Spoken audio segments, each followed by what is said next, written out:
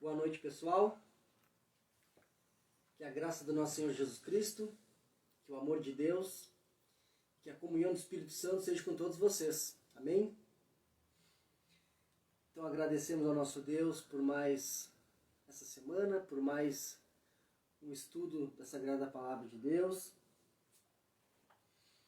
Hoje vamos meditar em João, Evangelho de Jesus Cristo, segundo João, capítulo 5.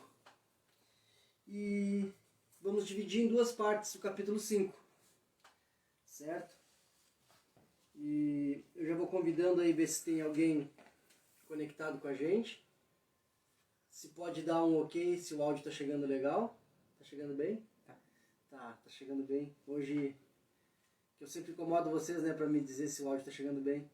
Hoje minha namorada está aqui, a Carla, me ajudou também a preparar o estudo. E está me ajudando aqui também a transmitir o vídeo. Certo? Então já vou convidando vocês a pegarem suas Bíblias aí. Se também você sentir no coração, quiser marcar alguém, quiser chamar alguém para participar com a gente do estudo. Então, se vão quase 2 anos, né? Nesse formato de estudar capítulo por capítulo, de estudar versículo por versículo, tentar fazer uma exposição, né? Então agora, em junho, se não me falha a memória, vamos para 2 anos, né? Nesse formato. Então, nesse decorrer desse tempo, a gente meditou no Evangelho de Mateus e Gênesis, né? Que a gente vem ainda meditando. Então agora a gente já passou por Mateus, ainda passamos o 39 de Gênesis, né? Semana que vem, se Deus permitir, a gente faz a segunda parte de João. E depois retornamos a Gênesis para chegar no capítulo 40. E agora aqui em João, eu convido vocês então a pegar suas Bíblias, né? Nós vamos meditar do versículo 1 ao 15, que vai ser a primeira parte, e a segunda parte do 16 ao 24. Então hoje vamos dividir em duas partes o capítulo de João, e essa primeira parte que a gente divide hoje em 2 sessões, certo? Do 1 ao 15 e do 16 ao 24. Então pega a tua Bíblia, te convido a gente entrar em oração, para a gente pedir direção do Espírito Santo, né? Porque estamos entrando em território sagrado, que é a Palavra de Deus. Então sempre que a gente pode estar meditando e estudando a Palavra, a gente tira as sandálias dos pés, né? Que é uma oração, a gente pede permissão para estar entrando nesse território sagrado, que é a Palavra de Deus. Então vou convidando vocês a gente fazer uma oração para dar início ao nosso estudo. Amém? Espírito Santo de Deus, nosso amigo, nosso conselheiro, nosso ajudador, o nosso intercessor. Tu és Deus presente conosco aqui na terra e através de Ti. Te agradecemos por mais esse estudo, te agradecemos por mais essa semana, te agradecemos porque mesmo à distância, né, estamos ligados por Ti, Espírito Santo, que é onipresente e está em todo lugar ao mesmo tempo. Então, nesse momento, eu peço que você venha abrir nossos olhos e ouvidos espirituais, venha preparar os nossos corações para estar recebendo essa mensagem. Senhor, que você possa também nos ajudar a praticar o nosso estudo e, consequentemente, também dividir o que a gente vem aprendendo. Então, nos ajuda, intercede por nós e que esse estudo possa ser uma bênção para nós, para as nossas vidas, para as nossas famílias, que a gente possa também estar estendendo, né, um pouco desse aprendizado para as pessoas que estão junto a nós. E que a gente possa estar realmente praticando, né, e não ser somente ouvintes, mas sim praticantes da Tua Palavra. Então te agradecemos em nome do nosso Senhor Jesus Cristo. Amém. Então é isso, pessoal, como eu falei para vocês, capítulo de João, versículos do 1 ao 15, né? Como é 47 versículos, né? Para não ficar um estudo tão cansativo, né? Para a gente não fazer todo, e aí de repente a gente fazer muito raso, não conseguir dar uma profundidade. Então vamos dividir em 2 partes o Evangelho de João, Então vai ser do 1 ao 24 hoje, né? E semana que vem do 25 ao 47. Certo? A primeira parte primeira sessão dessa primeira parte, perdão, está do 1 ao 15. É quando Jesus cura um paralítico no sábado. Creio que vocês lembram dessa parte. E a nossa aplicação, o texto da nossa aplicação vai trazer uma pergunta para nós, né? Nessa primeira parte. E tu, queres ser curado? Segunda parte, do 16 ao 24, o título nos traz Jesus, o sábado e o Pai. Aqui a gente vê o início de uma... o início de uma... como a gente pode falar? É o início do confronto que os líderes religiosos começam a ter com Jesus. Começam a procurar matá-lo, começam a fazer planos para matar Jesus. Então aqui nessa parte, Jesus, o sábado e o Pai, estamos vendo então esse início, né, desse confronto dos falsos líderes, né, os líderes religiosos ali com Jesus. E a gente vê também nessa primeira parte, na segunda parte, Jesus falando explicando a sua missão, falando da sua relação íntima com o Pai. Então é isso que vai se estender para a semana que vem.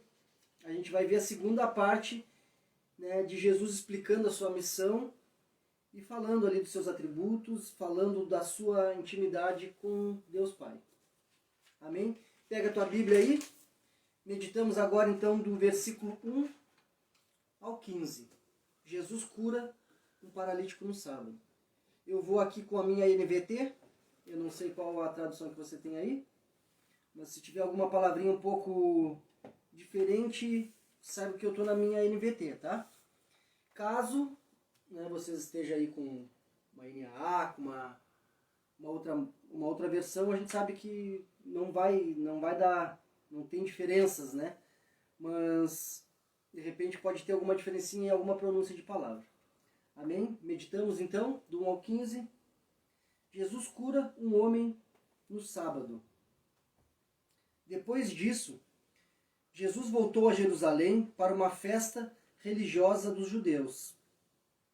Dentro da cidade, junto à porta das ovelhas, ficava o tanque de Betesda, com 5 pátios cobertos. Ficavam ali cegos, mancos e paralíticos, uma multidão de enfermos, esperando o movimento da água, pois um anjo do Senhor descia de vez em quando e agitava a água. O primeiro que entrava no tanque, após a água ser agitada, era curado de qualquer enfermidade que tivesse. Um dos homens ali estava doente há 38 anos. Quando Jesus o viu e soube que estava enfermo por tanto tempo, perguntou-lhe: "Você gostaria de ser curado?" O homem respondeu: "Não consigo, Senhor, pois não tenho quem me coloque no tanque quando as águas se agitam. Alguém sempre chega antes de mim." Jesus lhe disse: "Levanta-se, pegue sua maca e ande." No mesmo instante, o homem ficou curado. Ele pegou sua maca e começou a andar. Uma vez que esse milagre aconteceu no sábado, os líderes judeus disseram ao homem que havia sido curado: "Hoje é sábado. A lei não permite que você carregue essa maca." Mas ele respondeu: "O homem que me curou disse: pegue sua maca e ande." Quem foi esse que disse uma coisa dessas? Que lhe disse uma coisa dessas? Perguntaram eles. O homem não sabia, pois Jesus havia desaparecido no meio da multidão. Mais tarde, Jesus o encontrou no templo e lhe disse: "Agora você está curado. Deixe de pecar para que nada pior lhe aconteça." O homem foi até os líderes judeus e lhes disse que tinha sido Jesus quem o havia curado. Amém. Então, né, pessoal, a gente está vendo aqui essa cura desse homem paralítico no sábado, certo? Então a gente pode ver que enquanto ali o povo se alegrava, né, com a festa, Jesus se dirigia ao tanque de Betesda, né, que era uma espécie de hospital público da cidade, também conhecido como Casa da Misericórdia, né? E quando entra, né, Jesus distingue este enfermo no meio da multidão. E na realidade para nós esse homem era um modelo, né? Um modelo da desesperança. A gente consegue ver ele como um modelo de desesperança, né? Porque ele já não tinha mais sonhos, sua causa estava totalmente perdida. Ele estava ali há 38 anos, né? Paralítico há 38 anos, e não tinha esperança mais nenhuma. Então esse homem era um modelo, né, da desesperança. Jesus, né, com a sua divindade, sendo 100% homem, 100% Deus, ele vê o passado desse homem, ele vê a condição e o futuro desse homem, né? E também ele viu que a causa de sua tragédia era o pecado do passado, né? E que ele estava colhendo o que havia plantado. Então a gente vê uma triste história de pecado, né? Jesus o alertou que não pecasse mais, para não sofrer outras piores consequências. Por que a gente diz isso? A gente consegue observar isso, pois Jesus fala para ele aqui no versículo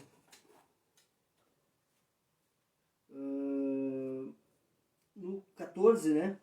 Jesus encontrou ele no templo e disse: agora você está curado, deixe de pecar para que não nada de pior lhe aconteça.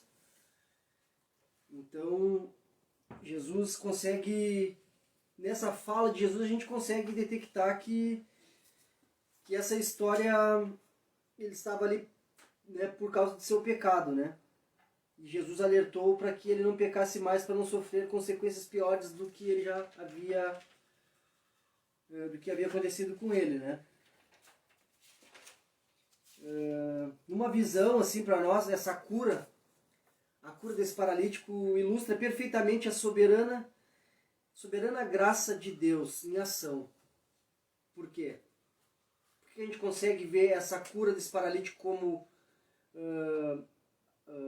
ilustrando, né, perfeitamente a soberana graça. A graça é o favor imerecido que Jesus fez por todos nós. Nenhum de nós merecíamos, mas temos vida eterna, temos salvação, temos perdão dos nossos pecados, porque Jesus fez esse favor por nós. Levou na cruz os nossos pecados, né? Então isso é importante a gente saber. E esse fato agora, essa cura, ilustra muito bem essa soberana graça. Por que eu digo isso para vocês? A gente consegue ligar os fatos, né? Não houve um pedido do paralítico. Ele não pediu para Jesus. Mas Jesus escolheu ele entre todos os outros. A gente vê ali que quando fala no capítulo, é um pátio que está cheio de pessoas enfermas, né? E Jesus escolhe ele, né? Também não havia nada nesse homem que fizesse ele ser mais merecedor que os outros, certo? E ele também jamais havia procurado Jesus. E também não demonstrou acreditar que Jesus iria curar esse homem. Então, e também a gente vê que ele não teve fé e não sabia quem era Jesus. Porque quando Jesus fala para ele, tu quer ser curado, ele já inventa uma desculpa, mas Senhor, eu não consigo ir lá. Então ele não demonstrou uma fé. Se ele tivesse dito, sim Senhor, então ele não demonstrou uma fé também. Então, isso ilustra esse paralítico, quando a gente vê todos esses acontecimentos e a gente olhando, né, para como a graça de Deus alcança cada um de nós. Eu também posso me ver como esse paralítico. Graças a Deus eu não era um paralítico, eu sempre andei, né, graças a Deus. Mas eu estava paralisado no meu mundo espiritual. Eu estava jogado ao mundo carnal. Há anos atrás, né? Eu não fui eu que escolhi, foi Jesus que quis me tirar da minha situação de... Né, a gente é pecador, a gente é falho, mas hoje eu conheço o caminho, eu conheço Jesus, eu estou buscando Jesus, porque Ele me escolheu, não fui eu que escolhi Ele. Né? E com certeza eu não era mais merecedor do que outras pessoas, e também com certeza Jesus, eu não demonstrei nada que queria seguir Ele, que eu ia ter fé, mas Ele me escolheu, assim como Ele escolhe vocês também. Né? E a salvação acontece dessa mesma forma. Deus escolhe redimir os seus eleitos, né? Não porque a gente merece isso, mas por causa da sua soberana graça. Então, esse acontecimento pode nos dar, ilustrar perfeitamente a soberana graça de Deus. Então, com certeza, quando a gente vem olhando os detalhes, com certeza eu me vejo em muitos desses detalhes. E a gente trouxe aqui uma aplicação, né? Como eu falei, o texto dessa aplicação é uma pergunta que serve para mim, serve para cada um de nós, né? Que vai meditar nessa hora, certo? Essa aplicação nos traz esse título. E tu, queres ser curado? Esse texto nos mostra que o pecado traz grandes consequências, né? E este homem estava colhendo os frutos malditos, né, da semeadura insensata. Como eu falei para vocês, no versículo 14, Jesus deixa isso bem claro, né? E este é o preço do pecado. A gente vai colher as consequências. Mesmo não sendo na hora, ou, né, no momento, mas a gente vai acabar colhendo as consequências. Da mesma forma, né, todos nós podemos um dia também estar colhendo esses frutos. Ou talvez já tenhamos desistido, né, de esperar uma cura, ou acharmos que os nossos pecados, que com os nossos pecados, né, fomos longe demais, né, por ter feito determinados pecados. Então nós, né, de alguma forma a gente pode estar também, né, estar se identificando, como eu falei para vocês, como eu me identifiquei também. Então nós também, de alguma maneira, a gente pode estar colhendo alguma consequência, ou a gente pode estar esperando alguma cura, não somente uma cura física, né? Mas uma cura ou uma ajuda. E a gente pode estar achando que está esperando demais, que a gente não vai ter essa ajuda. A gente pode achar que os pecados que a gente fez nos levaram longe demais de Deus, nos levaram para longe de Deus demais, né? E que agora não tem mais saída. Mas a gente tem que se ver como esse paralítico. No meio de uma multidão, Jesus nos vê. E Ele sabe, na realidade, né, o que está acontecendo conosco. Ele se importa com a nossa vida. E Ele também nos distingue no meio da multidão. E quando a gente está prostrado, abandonado e sem ajuda, né, aí a gente pode estar sendo um alvo, né, de Cristo para ser ajudado. Então, Ele nos distingue no meio da multidão quando a gente está prostrado, abandonado e sem ajuda. Porque Jesus tem um prazer na misericórdia e na sua divina graça. E a sua divina graça é o caminho para os pés perdidos, é a verdade para a mente inquieta, é a vida para os que estão mortos, é o pão para a nossa fome e a água para a nossa sede. Esse é o nosso Mestre Jesus. E quando todos os nossos recursos, né, acabam, aí sim a gente é um forte candidato ao milagre de Jesus. Quando a gente se mostra totalmente dependente, que a gente depende dele, que com a nossa força a gente não consegue, e a gente abre o coração e pede que ele venha nos ajudar, aí sim Ele pode. Porque enquanto a gente está resistindo, achando que a gente vai conseguir sozinho, Ele é um amigo gentil e fiel que Ele não passa à nossa frente, Ele não mete o pé na porta. Ele espera, Ele bate do lado de fora e quando a gente abre por dentro, Ele consegue vir. E se a gente quer ser curado, como Jesus ordenou, precisamos levantar. Né? E essa ordem imperativa do Mestre ecoa até hoje em nossos corações. Levanta-te. E se a gente crê que Deus tem um propósito revelado nessa mensagem para nós, devemos tomar posição e não nos apoiar nas nossas desculpas ou nas nossas culpas. Né? Como aquele homem tentou, né, dar uma desculpa de dizer que não poderia. Então, para a gente também, a gente tem que tomar nossa posição, né, não nos apoiar nas desculpas, que a gente não tem tempo, que não pode, que não...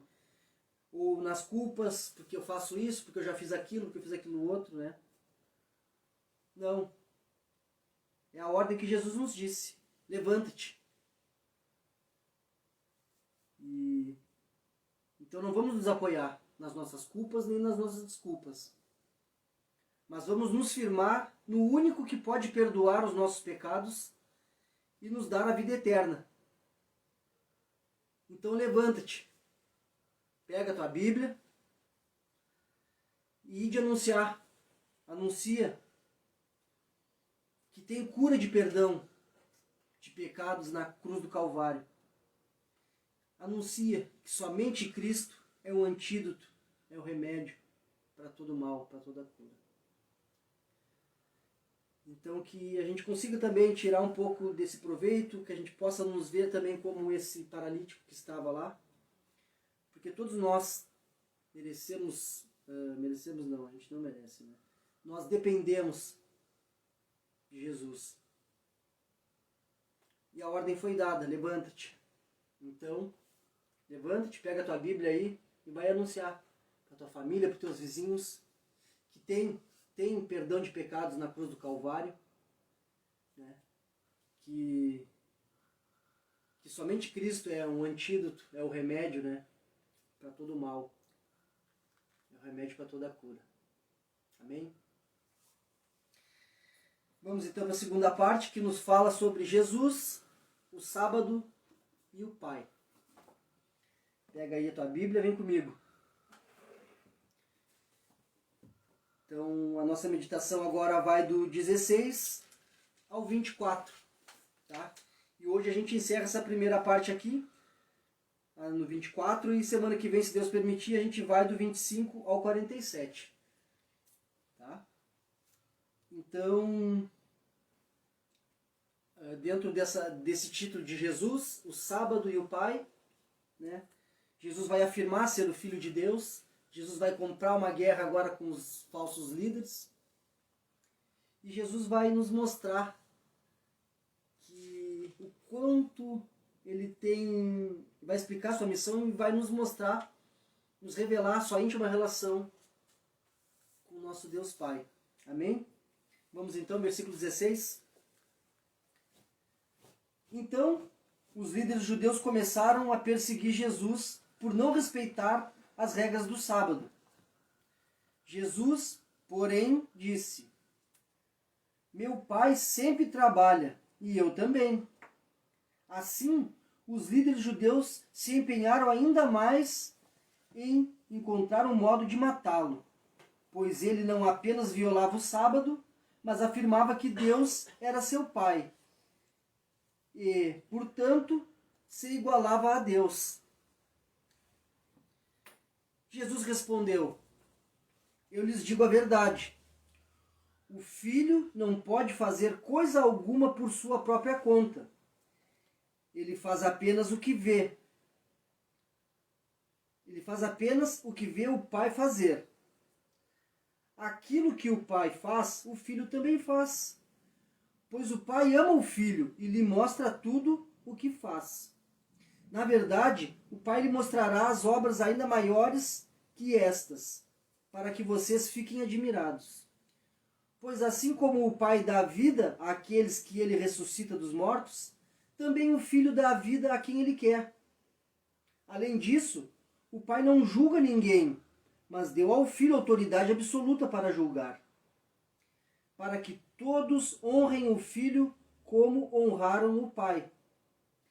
Quem não honra o Filho, certamente não honra o Pai que o enviou. Eu lhes digo a verdade. Quem ouve minha mensagem e crê naquele que me enviou, tem a vida eterna. Jamais será condenado, mas já passou da morte para a vida. Amém. É maravilhoso esse nosso Jesus, né? Mesmo a gente não merecendo, mesmo a gente sendo falho, sendo pecador, Ele nos dá a vida eterna. Mas aqui a gente vai ver que Ele nos mostra as direções por onde seguir, nos dá aqui o norte. Né? Então a gente vê logo no início ali ele sendo confrontado ali com os líderes religiosos a respeito de curar no sábado.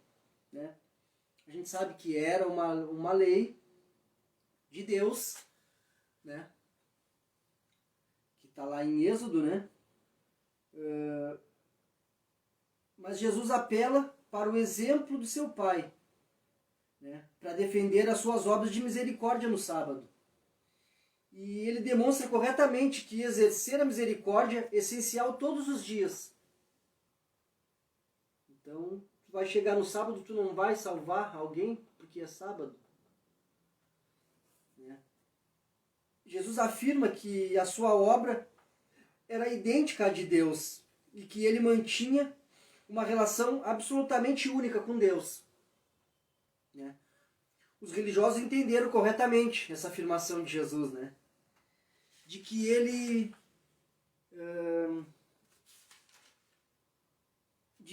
era mais do que um filho no sentido geral. Ele era mais do que um filho de Deus no sentido geral, como a gente diz que somos filhos de Deus. Todo aquele que crê em Cristo, que faz a sua vontade, pode ser tido como filho de Deus. Às vezes a gente tem um ditado que se diz, né? Todos somos filhos de Deus. A palavra nos diz que é dada essa paternidade de filhos de Deus a todo aquele que crê em Cristo, que segue o caminho de Jesus. Certo? Porque ninguém vai ao Pai a não ser pelo Filho. Então, todos que creem em Jesus, creem na sua palavra e buscam praticar os seus ensinamentos, esses sim são ditos como filho de Deus. Essa paternidade foi nos dada através de Cristo. Então, por isso, a importância da gente falar de Jesus, falar desse amor, falar do perdão, porque foi isso que ele nos mandou. Mandou amar, mandou perdoar, né? E que a gente possa também estar falando de Jesus, para que as pessoas também possam estar chegando a Deus pelo único caminho, que não são vários caminhos que levam a Deus, mas sim um único caminho, que é Jesus. Amém? Jesus também havia afirmado que ele era o Filho, que possuía a mesma autoridade sobre o sábado, do que aquele que criou esse dia. Então assim ele se coloca em igualdade com o autor dessa lei. Né? O que a gente consegue entender? Não somente nessa lei aqui, de guardar o sábado, esses líderes religiosos, eles criavam, na realidade ali eles pegavam costumes, pegavam tradições, eles criavam fardos pesados na realidade, né? Que eles mesmos não ajudavam a carregar. Então eles criavam costumes deles e anexavam na lei, tanto é que eles dizem que é a lei. A lei que não deixa ele fazer aquilo, que não deixa o paralítico carregar a sua maca. Mas ele não estava trabalhando. Ele tinha sido curado. E o mestre tinha ordenado para ele, pega a tua maca e anda. Vai para tua casa, vai embora. Então, a gente entende que só nessa lei, né, a gente vê que os líderes religiosos haviam fixado na lei de Deus seus costumes e tradições, né? E aqui a gente vê que tem 39 tipos de trabalhos que não eram permitidos no sábado. Então, eles criavam coisas, né? Como não é diferente dos dias de hoje, dos falsos líderes, né? Acabam criando doutrinas do homem para se beneficiar. Não é diferente daquela época. Quem é falso, os falsos líderes daquela época ainda existem. E Jesus alertou muito sobre que agora, nos fins dos tempos, existiriam muitos falsos líderes. Então não é diferente nos dias de hoje. A gente vê falsos líderes criando coisas e dizendo que foi Deus que te mandou te dizer. Então por isso a importância de meditar na palavra para ver se é realmente isso que Deus mandou me dizer. Se não está na palavra, amaldiçoa porque é cilada. Tá perdendo teu tempo num lugar que não vai te edificar em nada. Não busca a igreja mais perto da tua casa. Busca a igreja mais perto da Bíblia. Tá? Não adianta às vezes tu estar numa igreja porque é perto da tua casa, mas uma igreja que não prega a palavra. Né? Que faz a mesma coisa, que cria costumes, Não é diferente de hoje a gente ver essas mega igrejas aí. Os caras pegam um versículo isolado aí do texto e fazem uma lavagem cerebral ali nas pessoas, para as pessoas darem todo o seu dinheiro, para as pessoas, na realidade, fazer as pessoas acabar perdendo a sua fé. Né? Eles extorquem as pessoas usando a palavra de Deus. Mas a gente sabe que o fim desses vai ser triste, né? Então, como eu disse para vocês, somente nessa lei do sábado eles criaram 39 tipos de trabalho que não poderiam ser permitidos nesse sábado. Coisas do homem. Tá? E com certeza se tu vai ver no que Deus condenaria Jesus de ter salvado uma pessoa que estava há 38 anos entrevado ali numa cama. Não era para eles pular de alegria e agradecer, louvar a Deus, porque esse homem que estava há 38 anos jogado no chão ali tinha recebido esse milagre? Mas não, é mais fácil apontar o dedo, né? É mais fácil querer se mostrar santo, e era o que eles faziam. Como eu disse aqui, eles criavam fardos, como a própria palavra de Deus fala, né? Mateus, né? Que eles criavam fardos pesados que eles mesmos nem com o dedo eles ajudavam a mover. Né? E aí então eles não conseguiam entender que o sábado foi feito por causa do homem, e não o homem por causa do sábado, como o próprio Jesus nos fala na sua palavra, né? E o sábado era o dia de fazer o bem, não fazer mal. Então se tu tem a oportunidade de fazer o bem, tu não vai fazer porque é sábado. Deixa ele aí mais um dia. Aí depois eu faço aí para ele. E começa aqui então um progressivo conflito dos líderes judeus, né, religiosos aqui, com Jesus.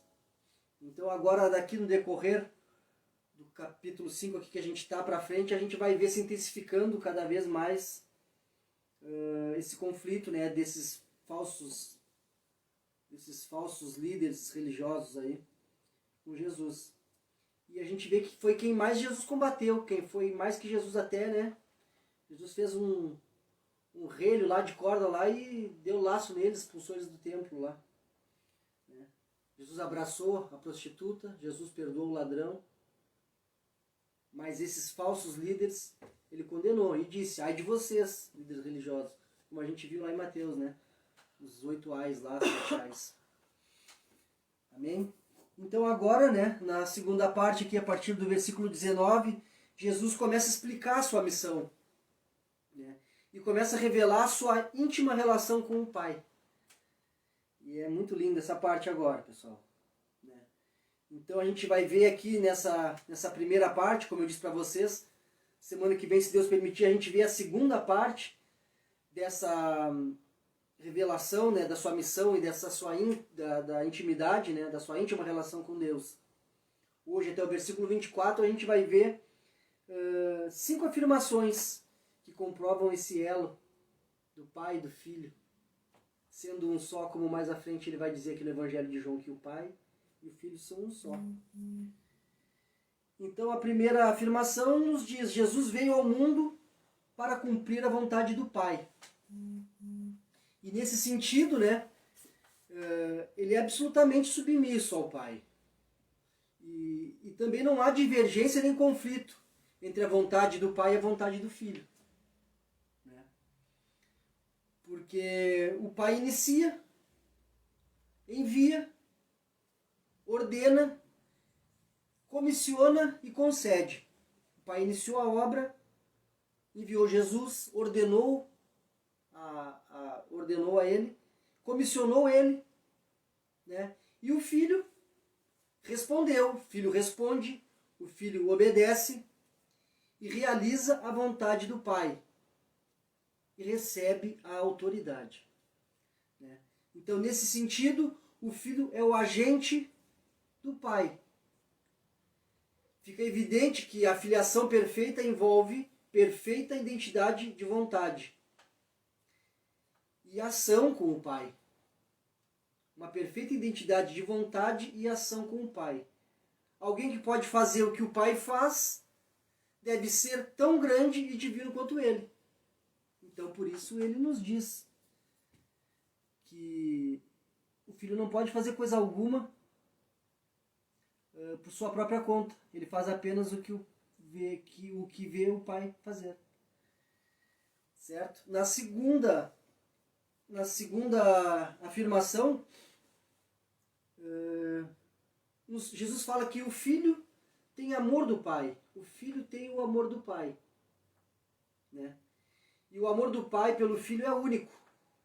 Assim como para quem é pai, né, e é mãe, sabe que o amor de pai por filho é único. É um amor diferente. Claro que a gente primeiro deve amar a Deus mais do que os filhos, mais do que o esposo, que a esposa, mais do que mãe, que pai. O amor a Deus é em primeiro lugar. E depois sim. Mas o amor do pai pelo filho é único, singular e incomparável. Aqui falando do amor de Deus por Jesus. E também para você que é pai, com certeza vai te tocar de um jeito diferente, né? É o amor eterno, pleno e perfeito, né, que existe entre as pessoas da Trindade. Pai, Filho e Espírito Santo. E não há conflito nem disputa entre as pessoas da Trindade, né? Elas são movidas pelo mesmo amor e trabalham juntas com a mesma motivação. Então, o amor do Pai, o amor do Filho e o amor do Espírito Santo é o mesmo amor. É o mesmo Deus se manifestando em três manifestações. Deus se manifestou, né? Deus já era, né? Cristo também já era, o Espírito Santo já era antes de nós. Mas a nós foi manifestado Jesus como homem, há 2000 anos atrás, mais ou menos, né? Depois Jesus nos disse que iria para junto de Deus, sentaria à direita de Deus Pai, mas não nos deixaria órfãos. Ele nos deixaria o seu Santo Espírito e estaria conosco até a consumação dos séculos. E esse amor move. Porque Deus nos amou tanto que enviou seu Filho, como a própria palavra de Deus nos diz. O Pai e o Filho nos amaram tanto que deixaram o seu Espírito Santo para nos ajudar, para interceder por nós, para nos consolar. Então a gente vê esse mesmo amor, né,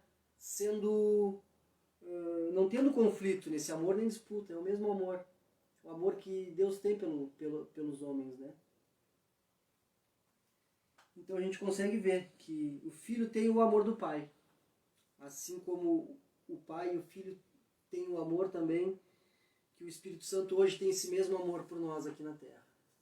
E ele está aqui, disponível a todos nós, esperando escutar a nossa voz, né? Boa noite, pessoal.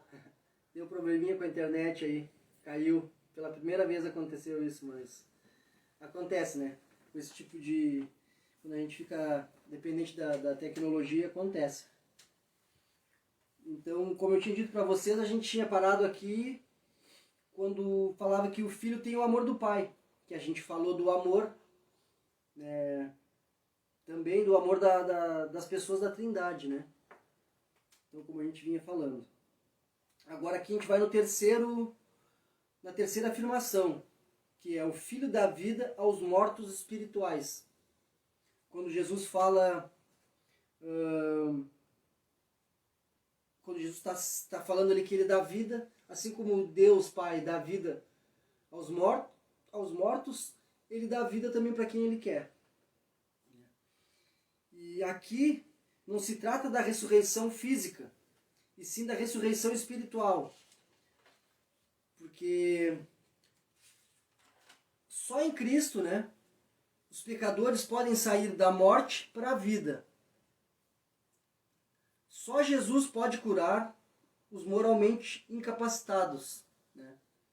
É a voz do Filho de Deus, ou seja, a sua palavra, que chama os mortos e os que ouvirem viverão.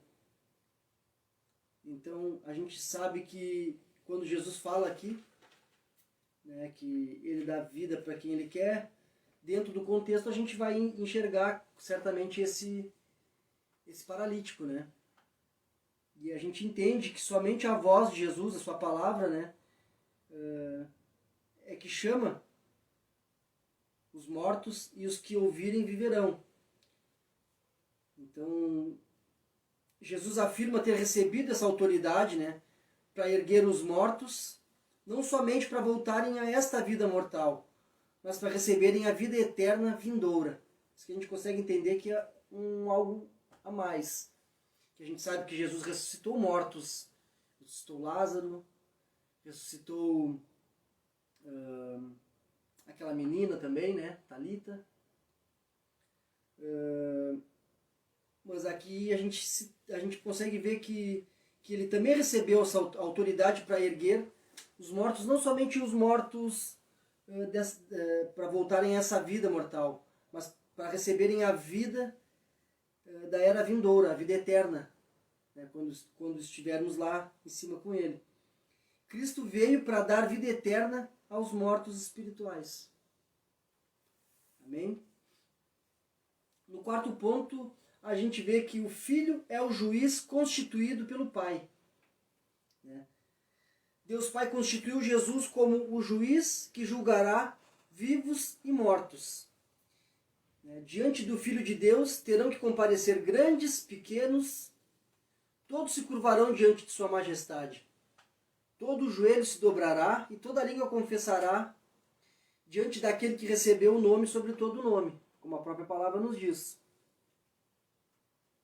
Só Jesus tem autoridade para julgar, e esse mandato ele recebeu de seu Pai. Todos deverão enfrentá-lo como seu juiz. E mesmo que o resultado inevitável de sua vinda seja que alguns serão salvos, quem honra, como a própria palavra diz, e alguns que serão condenados, quem não honra. Como Jesus nos diz aqui, né? Ele é bem claro.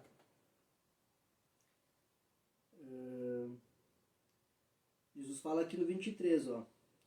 Vamos no 22. O Pai não julga ninguém, mas deu ao Filho autoridade absoluta para julgar. Para que todos honrem o Filho como honram o Pai. Quem não honra o Filho, certamente não honra o Pai que o enviou. Então, quando ele vir, todos terão que enfrentar ele como juiz. E mesmo que o resultado inevitável, esse resultado vai ser inevitável, né?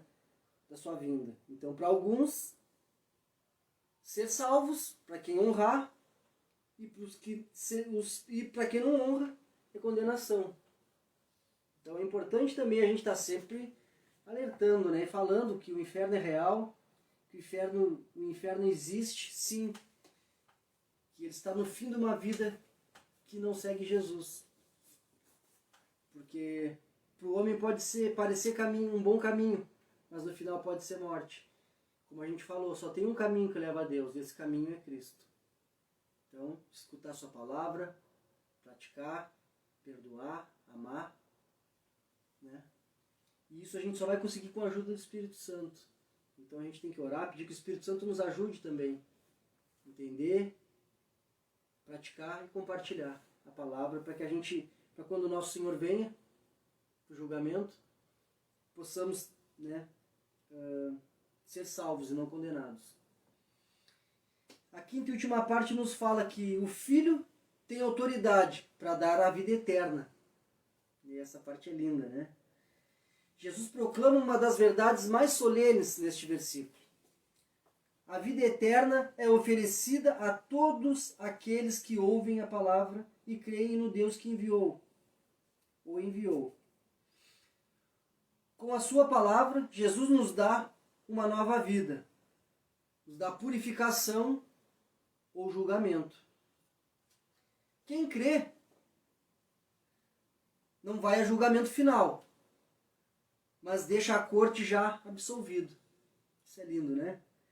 E isso indica que a salvação não é apenas no futuro, mas para os cristãos já é uma realidade no presente.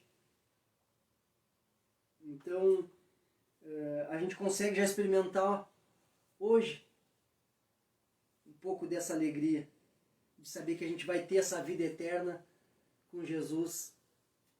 Não que a gente mereça, porque a gente não merece, mas porque Ele é soberano e a sua graça prevalece.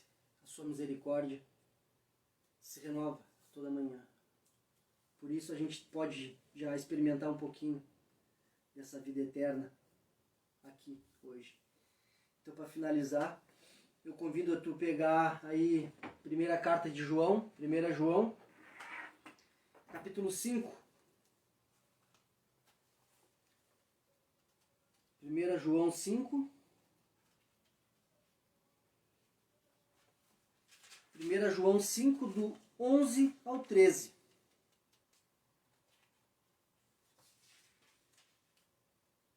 E nos diz assim: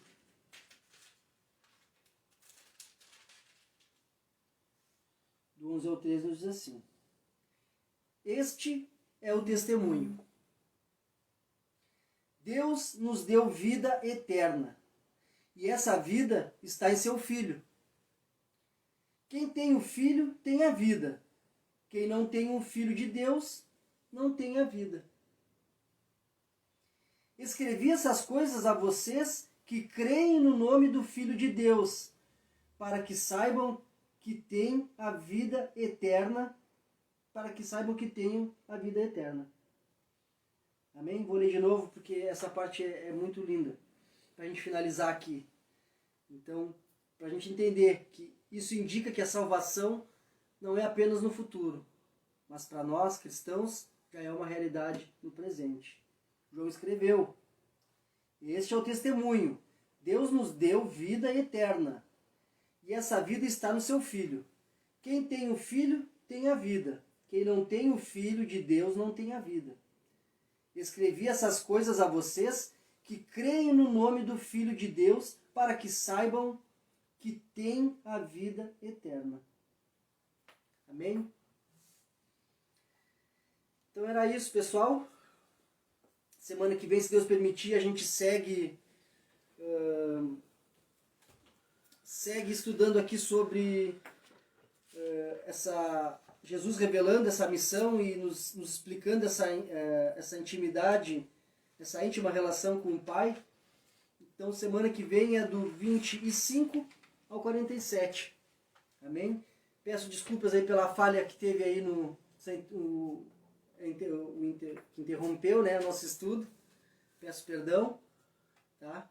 Mas eu agradeço de coração a vida de cada um que tem participado, que tem ajudado, que tem compartilhado, que tem mandado mensagem. A gente faz tudo para Deus, mas com certeza a presença de vocês é um oxigênio, é um combustível também para que a gente possa estar cada vez mais se dedicando e trazendo um estudo edificante. E o desejo do meu coração é que esse estudo hoje possa trazer algo edificante na tua vida, para que esse estudo hoje seja aquela sementinha, né? E que possamos estar semeando essa semente no coração de vocês, porque quem prepara o coração é o Espírito Santo. Então, no meu pedido é que o Espírito Santo prepare o coração de vocês, como a gente pediu no início, e que essa semente venha dar frutos, né? E que tu possa também estar semeando no coração, nos corações, né, a palavra de Deus. Amém? Convido vocês a gente fazer uma oração para agradecer nosso estudo. Amém? Senhor Deus Pai, de nosso Senhor Jesus Cristo, te agradecemos pela tua santa palavra, te agradecemos por esse humilde estudo, te agradecemos, Senhor, porque temos vida eterna através do teu Filho amado Jesus. Senhor, te agradecemos porque os nossos pecados foram perdoados, porque o teu Filho fez o sacrifício por nós. Te agradecemos pelo teu amor, te agradecemos pela tua graça. Senhor, nesse momento também te pedimos que você venha nos usar como teu instrumento. Ajude-nos a entender, a meditar na tua palavra, a praticar e a dividir ela. Nos ajude que a gente possa também ser um instrumento da tua obra. Agradeço a cada irmão, cada amigo que tem participado dos estudos, que eles também possam ser instrumento de bênçãos dentro dos seus lares, na sua vizinhança, no seu trabalho e também onde estudam, onde eles pisarem a planta do pé, como diz a palavra, eles sejam bênção. E que eles possam estar meditando na tua palavra, porque a hora que eles forem abrir a boca, tu, Santo Espírito de Deus, tu botará essas palavras na boca deles. E assim, através da vida deles, também as pessoas possam estar se achegando e tendo vida, uma vida espiritual, que essa vida seja obtida através do nosso Senhor Jesus Cristo. Te agradecemos, muito obrigado, e que o Senhor nos ajude para que semana que vem possamos estar reunidos de novo, meditando na tua santa palavra aqui em comunhão, através do teu Santo Espírito. Amém. Amém, pessoal? Então, um abençoado final de semana. Até semana que vem. João 5, do 25 ao 47. Amém? Um abençoado final de semana. Que o Espírito Santo seja cada vez mais presente na tua vida e na tua família. Amém.